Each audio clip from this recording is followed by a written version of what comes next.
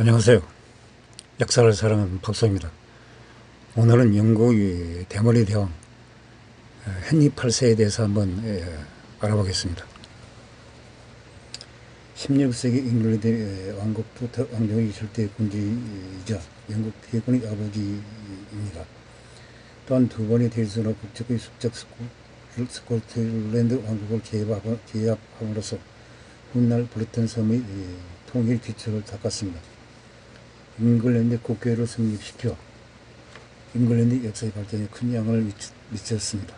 단순한 여자를 좋아하는 호세관이나 남방꾼 정도로 기계해서는 절대 안 될 잉글랜드 군주입니다. 귀족들을 거의 전면시킨 장미 전쟁을 종식시키고 투터 왕조의 개척은 헨리 7세 장남으로 태어나 형 웨일즈 공화사의 죽음으로 왕좌에 올랐습니다. 운명의 아내들 중 적자녀 셋만 얻었고 그들이 모두 왕이 되었다고 합니다. 파란만장하고 드라마틱한 인생을 살며 수많은 이야기를 남기고 간 원대의 인물입니다. 장미 전쟁을 완전히 도려낸 플랜테넷 전에 랭커스터 왕제의 여고 왕제의 피를 모두 이어받았습니다. 스페인 트라스마라 왕실 출신의 아라곤이 카탈리가의 이혼으로 인해 로마 카톨릭과 결별하였습니다. 잉글랜드를 독립시켜 잉글랜드 국교회를 설립함으로써 이후 잉글랜드는 물론 유럽 기독교 판도 자체에도 무심할 영향을 미친 헨리 8세입니다. 완전 논란을 불리킨 잉글랜드 정교개혁과 관련해 국내에서 벌어진 격렬한 대립 그리고 6번의 결혼 생활 중 이명의 왕비가 본인에 의해 채용시켰다고 합니다.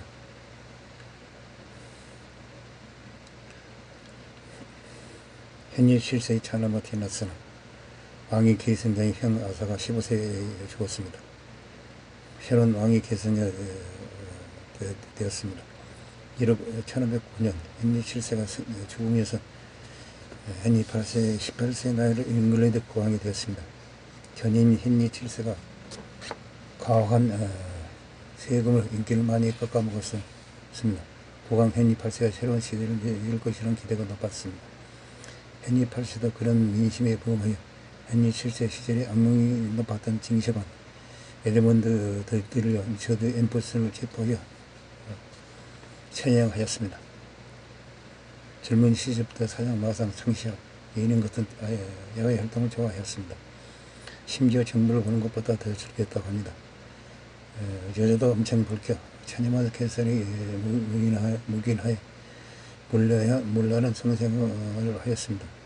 마상, 창시합 등 스포츠나 무예 등 연속력은 참여한 사람들이 왕의 체면을 세워 일부러 져준 것도 있었다고 합니다. 젊은을 놀기 바빠서 실제 정서는 토마스 울지경에게 이름하였습니다.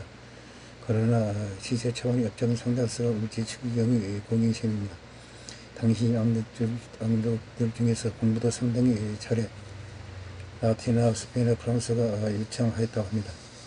당대의 사학들과 천문학과 신학을 통해 토론하였다고 하며 제국의 지성이 네덜란드의 에라스무스조차 칭찬할 정도였습니다. 헨리 8세의 초기 지사 때 이탈리아에서는 전쟁이 한창이었습니다. 강왕 율리오 2세가 경영을 회복하기 위해 전쟁을 벌였습니다. 풍요로운 이탈리아 내의 권리를 서로 조각하고 프랑스의 함스부르크가 격렬하게 이탈리아의 전쟁을 하고 있었습니다. 이때 헨리 8세는 교황에 맞서 샬로 왕조를 프랑스에게 모든 기독교인의 아버지이며 신상이 그분에게 감히 전쟁을 일으키지 말라고 경고하였습니다. 헨리 8세는 그냥 및 함스부르크의 왕조 신상 로마제국과 동맹을 맺고 프랑스와 전쟁을 돌입하였습니다. 막시멀리안 1세 치세의 함스부르크 가문은 통일 스페인 최성기를 기막시킨 트라스마라의 왕과의 결혼을 통해 동맹이었습니다. 스페인, 프랑스와 단독화하고 언제든지 잉글랜드와 뒤통수를 칠 위험이 있었습니다. 그래서 먼저 선수를 쳐 프랑스의 대성 함대 기지인 브레스트 함대를 파견하여 선제 공격을 해서 실패하였습니다.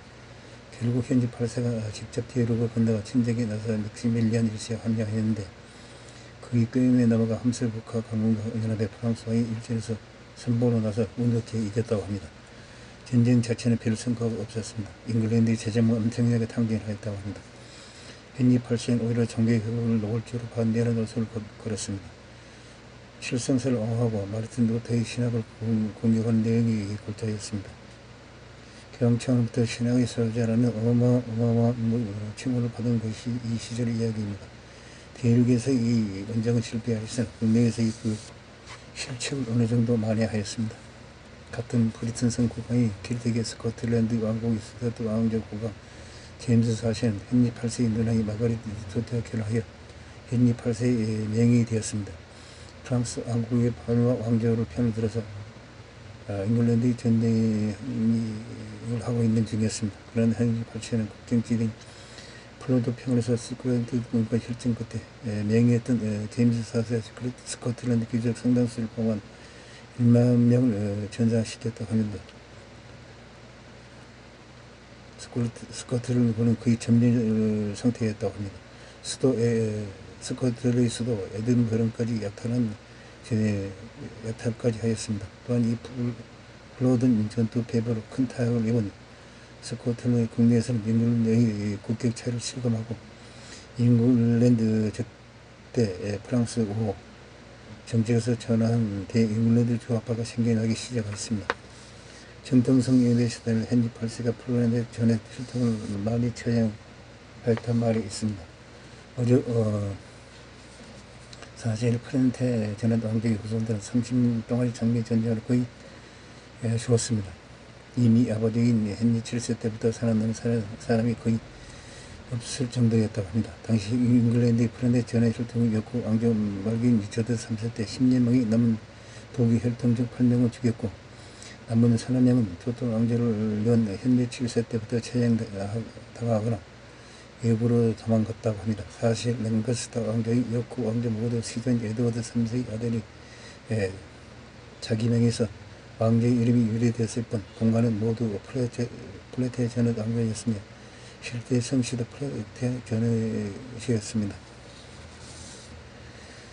이러한 잉글랜드의 왕위 계승전은 에드워드 3세 장손 특태자 에드워드의 아들인 리처드 2세가 사촌 블링브록의 헨리에 의해 폐위되면서 시작되었습니다. 폐위된 리처드 2세가 자식 없이 죽으면서 플랜테전에서의 본관은 절선되었습니다. 이후 블링브록의 헨리 4세가 즉위하여 랭커스터 왕조를 개창하였습니다. 이후로도 헨리 4세의 아들인 헨리 5세와 선장인 헨리 6세가 영원히 주변에서 랭커스터 왕조가 계속 이어질 듯 하였습니다. 하지만 3대 여쿠 공장의 여쿠 리처드가 정신병이 발발하였습니다. 헨리 6세가 계속된 실정이 반발하고 자신의 정통에서 내세우며 왕위를 요구하면서 장미 전쟁이 시작되었습니다. 여쿠 리처드는 왕이 되기도 전에 전투에서 패배하여 처형당했습니다. 그의 장남 에드워드 4세가 다시 세력을 결집시켜 여쿠 왕조의 첫 번째 왕으로 즉위하였습니다.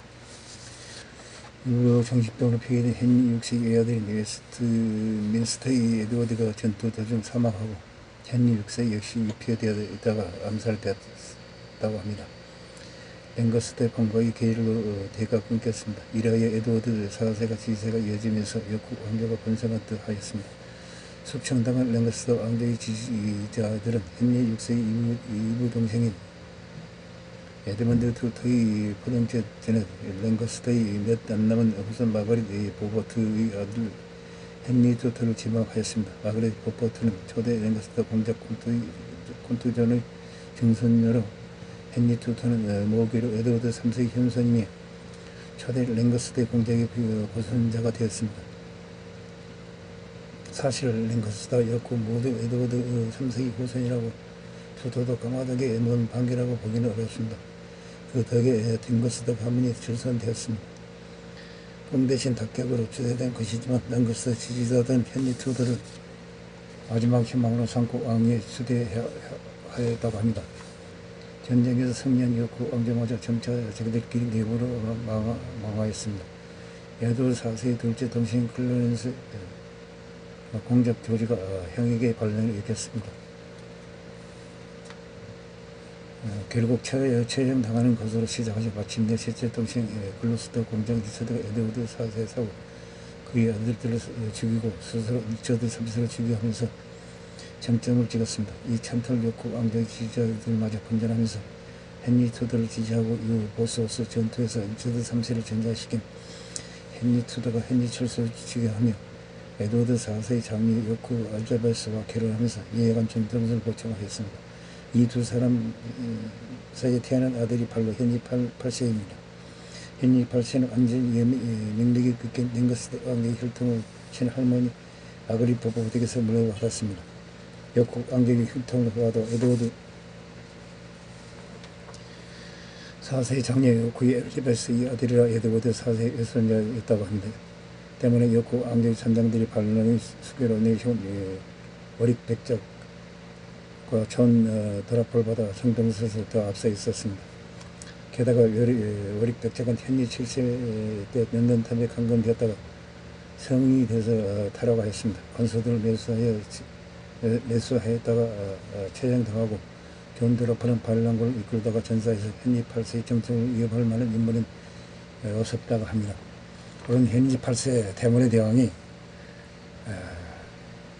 여자만 밝힌 것이 아니라 영국을 스코틀랜드를 제압함으로써 영국의 재통일을 하는데 큰 이바지를 하였다는데 의의를 두고자 합니다. 이상 헨리 8세, 대문의 대왕 헨리 8세에 대해서 이야기를 나눠봤습니다. 항시 부자감을 느낍니다. 양해 부탁드립니다. 감사합니다.